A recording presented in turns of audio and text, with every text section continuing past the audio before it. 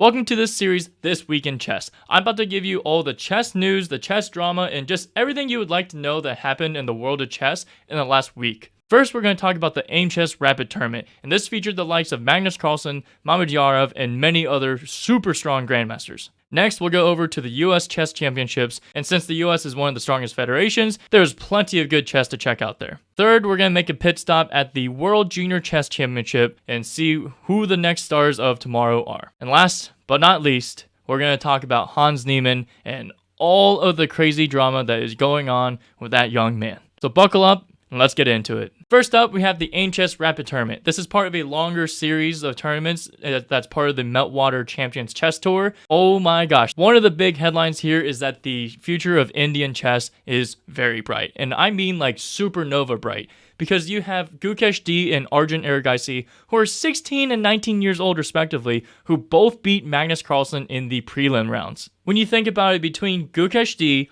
Arjun Erigaisi, Pragnananda R, and Vidit Garathi, you have so many chess prodigies that are propelling Indian chess forward into the next generation. And when you think about it, I know Prag has at least beaten Magnus multiple times in Rapid as well. So I'm really afraid of what the Indian Olympiad team has in store for future tournaments. But let's move on to the knockout rounds, because another young chess player, the 24-year-old Jan Krzysztof Duda, came out and absolutely shined. Jan Krzysztof Duda went through Vidit in the quarterfinals, then he defeated the reigning world champion Magnus Carlsen in the semifinals, and then finally he took out the veteran Shakhyar Mamedyarov in the finals of the tournament to take home first place. Absolutely stunning week of chess by the Polish grandmaster Jan Krzysztof Duda. Next, we're going to go through the US Chess Championships, or as some people are calling it, the US Chess Disrespect Championship, because there was just a lot of drama happening, and I'm going to leave that mostly for the Hans Niemann section. But at the end of the day, two champions were crowned, and they were both two-time US championship winners. In the open section, you have Fabiano Caruana, who took a comfortable lead early in the first half of the tournament, and then stayed a half point ahead of Ray Robson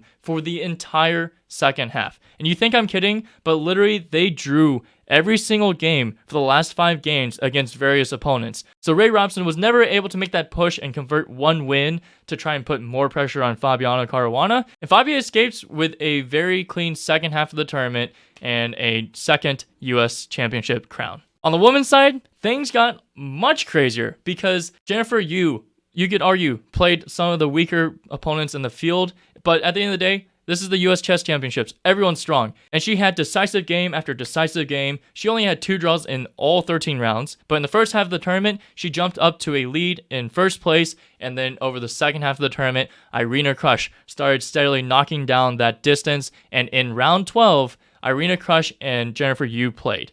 When they played, Irina Krush was only trailing by half a point. And after Jennifer Yu blundered a bishop, she said that she basically hallucinated and saw this huge attack, and then it fizzled out, and obviously she lost.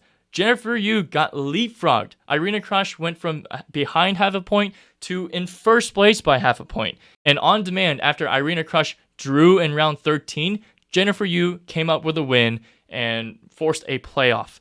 And when you have these players that go from playing 90-minute game clock classical matches to rapid and blitz for the playoffs, things get crazy. Pieces were flying everywhere. At one point, there was an illegal move, so time got added to Jennifer Yu's clock, and ultimately, Jennifer Yu flagged Irina Krush in the ultimate Armageddon game. There's so much to be explored there. I'm making a full video on that. As soon as that's out, I'm going to put the description in the video below so that you can see all of Jennifer Yu's journey from start to finish, or at least the highlights. I highly recommend you check that video out because it was a lot of fun for me to follow along in the journey. Next up, we're going to be talking about the World Junior Chess Championship. It's going to be a quick pit stop, but this tournament was featuring some really strong players, which included Grandmaster Andrei Yesipenko, whose name you may have heard because he's a 2668 rated Grandmaster. Throughout all of this, the actual winners of the open section was International Master Abdullah Gadimbali, and the women's winner was woman Grandmaster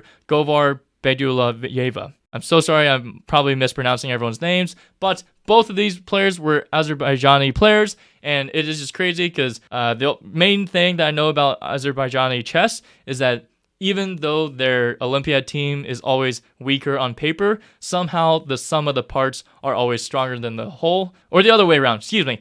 somehow the whole is always greater than the sum of the parts. But hey, they're still doing well individually in these tournaments as well. As you see, the young players just winning the under 20 junior chess championship. And while we're here, I do want to address something that's come up a lot in comments and a lot in just chess conversations in general. I've had a lot of people ask, why is there a male versus female section of a tournament? But in reality, I want to clarify, it's actually an open section, which both men and women, girls and boys can both play in. And then there's a women's section that is separate, that men cannot play in, but women and girls can play in. The reason why this is the way it is because historically, and for hundreds and hundreds of years, not just, decades, but forever and ever, chess has been a male-dominated sport in the sense that it's only been taught to males. Like 95% of players right now are male. So when you have a bigger talent pool of males, then of course you're going to see the top players be very good in comparison to a much smaller pond of female chess players. So the idea is that, chess tournaments organize women's sessions to give women and girls more opportunities in chess until those talent pools are a little bit more evened out. And once you get the younger generation to be a little bit closer to 50-50, just wait 20 years and all of a sudden I guarantee you're going to produce a lot more Judith Polgers who are just absolute super grandmasters and complete prodigies who are going to give all the male chess players a run for their money as well. And just to show you, this is already happening. The open section winner versus the girls section winner. And when you look at rating, Abdullah Gadim Bailey has a rating of 24.99 and Govar Beydulayeva has a rating of 23.56. So it's only 150 of rating points in difference, which I know can sound like a lot, but in reality, they're both young. They're only going up. So I'm just saying, be prepared in the next 10 years or so for a huge wave of girls and women chess players that are super strong. Now, the moment that you've all been waiting for. Hans Niemann. After starting off 1-0 against Christopher Yu, he stated that the game was so beautiful it spoke for itself, and he refused to analyze the game in a post-game interview. Sounds fishy, right? But at least later on in the tournament, he did do post-game analysis in several interviews. So for whatever reason, he just had it out for Chris Yu. And by the way, Chris Yu went on to beat Wesley So in the next round, which, 15-year-old Chris Yu playing against a former U.S. chess champion, Wesley So. Talk about an upset, right? And Chris Yu said that he felt disrespected on every level from Hans's interview. Completely crazy. And to make it even funnier, Hans went on to only score 1.5 points out of 6 rounds for the next 6 rounds after beating Chris Yu. And then I made a video about that. And then Hans scored a hat trick on me and won his next 3 games. For those of you that aren't soccer or football fans, a hat trick is scoring 3 goals. So, 3 games in a row, 3 wins. Pretty impressive. And this whole streak allowed him to end up going from 13th place out of 14 players to tying for 5th as his ultimate finish. Pretty good. But what else happened? Okay. In one of the last few rounds, he played against Sam Sevian. And oh my gosh. If you haven't seen the clip already, there's a link in the description below. You have to watch my reaction because it is absurd that Sam Sevian on Hans Niemann's game clock time took Hans's king and just broke it in 2. Literally took the cross off the top of the king, looked at it, and then just shoved the king back onto the board. And not even in the correct spot. There's no audio on the clip, unfortunately, so all the dubbing that I do in the video, it's all jokes. But it literally looks like Sam Sevian's motioning, hey, let's go talk about this in the parking lot, or something crazy where he's just we can get up, and lead the board. But who does this in the middle of a chess game, right? Anyway, they move on. The arbiter comes over, and basically, they don't have anything in the rule book on this, so they just continue on like nothing happened. And then the U.S. Chess Championship tournament finishes, and Hans Niemann drops a whopping $100 million lawsuit on Magnus Carlsen, the Play Magnus Group, his group of chess companies that include Chessable and Aimchess and all that, Hikaru Nakamura, Danny Wrench, and Chess.com.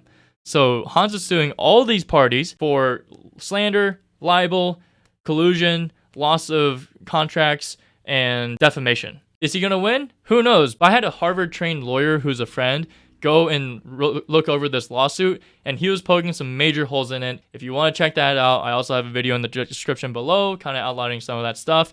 but ultimately, he's saying that in general, it's a pretty weakly written lawsuit, but only time will tell if the lawsuit speaks for itself, similar to how Hans's chess speaks for itself, right? I feel like one thing that a lot of people haven't mentioned is that FIDE does have an investigative panel put together researching and doing an investigation on whether or not Hans Niemann cheated over the board. I know that chess.com published its report about online cheating, and it said that it couldn't really make determinations about Hans's over the board cheating, but that's mostly because FIDE's the regulatory body over the board chess. So FIDE is the one that has a investigation pending, and that is what I would be very interested in hearing the findings, because I feel like that will probably play a role. I don't know how minor or major, but at least that has to play a role in the lawsuit results. That's it for this week. I'm going to do this every single Tuesday. Make sure you subscribe and hit the like button. It really helps me out a ton. And if you turn on the notifications, you'll never miss an update like this in future weeks. I'm going to post plenty of video links down below. If you want more content related to what's happened in the last week,